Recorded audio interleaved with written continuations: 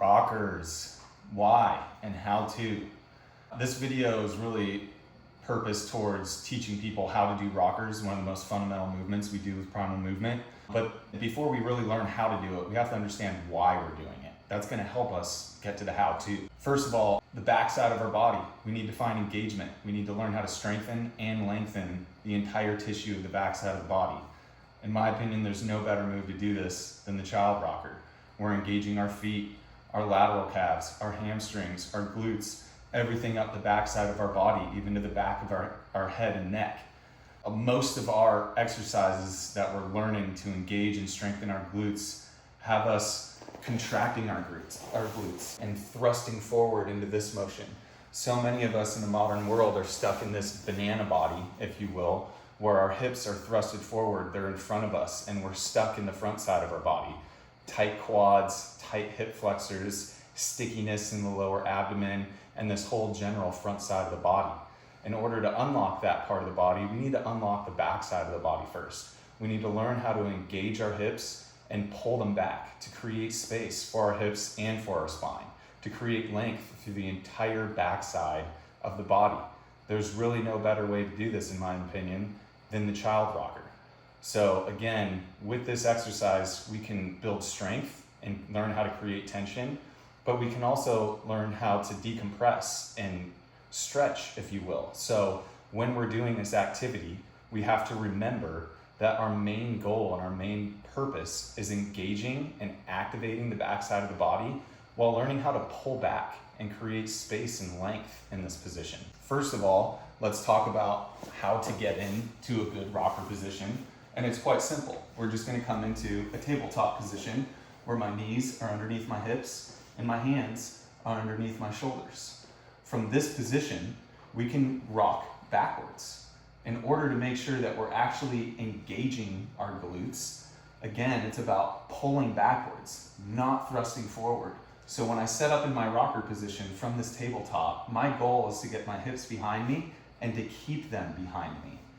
Most of us, when we try this for the first time, we still feel a lot of pressure in our quads. We get stickiness in the hip flexors and everything in the front side of the body. Again, kind of uncomfortable, stiff, sticky, however you want to say this. But in order to create some pressure into the glutes, one really good tool to have on hand is a booty band. So if you don't have one of these, I highly suggest that you invest in one.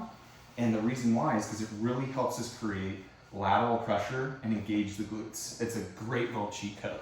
So as you can see, I'm going to take my booty band, put it around the tops of my thighs, right above my knees, really anywhere on the thigh that helps you engage laterally, putting pressure out to the side.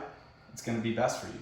So if you don't have a booty band, you can still get into this work. But again, this is a major cheat code that makes this movement and engagement a lot easier. If I wanted to give you a nice view here from the front, again, I have my knees underneath my hips, hands underneath my shoulders. And again, in order to get the backside of my upper body and torso engaged, I can start with the pressure of my hands and take my little elbow armpit here and point them out forward. I'm gonna get a nice engagement back through my triceps and into my lats. From here, I'm gonna take the pressure of my knees, drive down through the floor, and try and spread the mat wide. Notice as I create lateral pressure, my knees are not physically moving or sliding across the ground.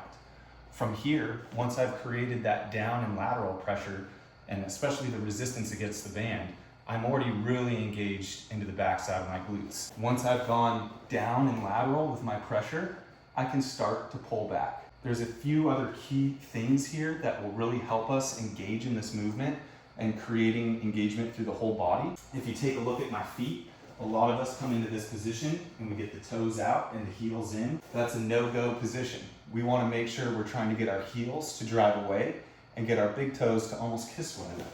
So from a backside view here, we can see my toes. My big toes are trying to come in towards one another while my heels drive away. This is also going to create a sensation of me trying to take the outside part of my calves and the outside of my ankles and rolling them towards the mat. Again, this creates a nice lateral pressure. I'm taking each leg, taking my right leg, trying to spread it out to the right, taking my left leg, trying to spread that out to the left. Again, sometimes this pressure can still create tension in the quads and the hip flexors. So let's start with a very subtle pressure and start to build until we find that engagement in the glutes. If we go too hard, too fast, we might just skip, go right into the quads and hip flexors. And with that, we know we're just kind of going too fast. So we can start with very subtle pressure until we find that hip engagement. Again, we can take the tops of the feet and we can drive the feet through the floor, trying to press down and wide with the feet. If this is uncomfortable or causes cramping, we can always tuck the toes, try and get the balls of the feet into the floor, also still creating this pull back motion. The entire purpose of the exercise is to learn how to take the hips and pull them backwards. We're not really so obsessed with the ability to thrust forward. Again, when we start thrusting forward and extending into the hips, we actually start shortening the tissue and creating that unwarranted compression we're trying to get out of. So again, if you want to follow along with me this time, we're going to get in our tabletop position. We're going to first start with finding the position of our feet. I'm going to start with the top of my feet on the floor.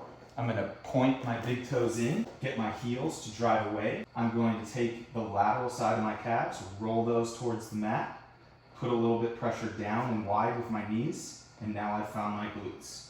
From here I can pull back and do very subtle, gentle rocking. Every time I pull back, I can actually think about both of my hip bones, my left and my right hip bone, trying to spread wide, east and west. And again, by creating this motion here, I also want to be aware of where my tailbone is. If we find ourselves in a position where we're very rounded, we want to try and see if we can take that tailbone and point it to the sky a little bit. If we're finding that we're in the very extended position with our belly button dragging to the floor, we want to see if we can't pull that belly button up and get a nice natural curvature in the upper back and see if we can't hold on to and find a nice position for our tailbone that helps us engage our glutes the best and allows us to rock back while engaging the entire backside.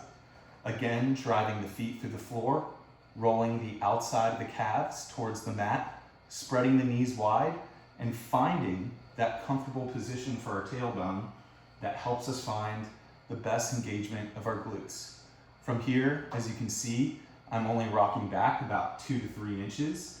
This can be a bigger movement all the way down and back, but in this type of movement, in my opinion, we're going to be looking at a little bit more of a gentle stretch or a decompression. When we start to activate our glutes and really build tension, you'll notice that the movement becomes much smaller. In this position, when I build a lot of tension and rock very slowly, I'm almost scrubbing out the small muscles in the ability to create space in my hip socket, which again is really the whole point of this movement, is to one, create tension in the backside, find some length and strength, and to decompress. As you may have heard before, there is such thing as eccentric loading, which is where we load a tissue and then create length. Again, with this position, as I load my glutes and I pull back, this is exactly what we're doing. We are doing an eccentric exercise, which is known to be the best form of contraction to create length and strengthen muscle tissue. This is a great position to start in before we start doing work where we get up onto our feet. So again, with the rockers, we're looking to engage the backside of the body, create some length and space, and we need to be able to learn how to pull back and not extend. If you want to follow along with me one more time, we can get into our tabletop position, find a comfortable spot for our feet. This time I will toe tuck. We'll get the balls of our feet into the floor and we'll almost try and pull our toes towards our shins. Again, we're activating the feet, the lateral calves. I'm going to drive my knees down and wide through the mat, find that pressure in both glutes, and from there I can try and pull my hips behind me, almost like I'm doing a bicep curl, but with my hamstrings. In this position, I can again start to take note on where my tailbone is. If I need to extend my tailbone, feel my hips spread east and west, that will really help me engage. If I've gotten too far here, we can pull that belly button away from the floor, try to take a deep breath into the back of the body, and continue to rock. You may find that even within 30 seconds to 1 minute of this exercise, there's a lot of activation, a lot of things happening into the glutes, the hamstrings, and the whole backside of the body. If that's happening, you know you're doing great. If we're still feeling pinchy, discomfort, activation in the quads and the hip flexors, I highly recommend that you find something, what I would call just support, that will help you elevate yourself, which will reduce the amount of flexion in the hips, allow gravity to put more weight on you, and help this exercise get you into the backside of your body and out of the front side. It might look something like this. Get a nice high level support. Same thing happens. Find the positioning of my feet, toes in, heels away. Roll the outside of my calves towards the mat. I'm already starting to begin to create lateral pressure with my knees in this position. And from here, I keep my hips behind my knees and I do subtle rocks. You can kind of push to the left, push to the right, just to access one hip at a time. And this is the child rockers. Good luck.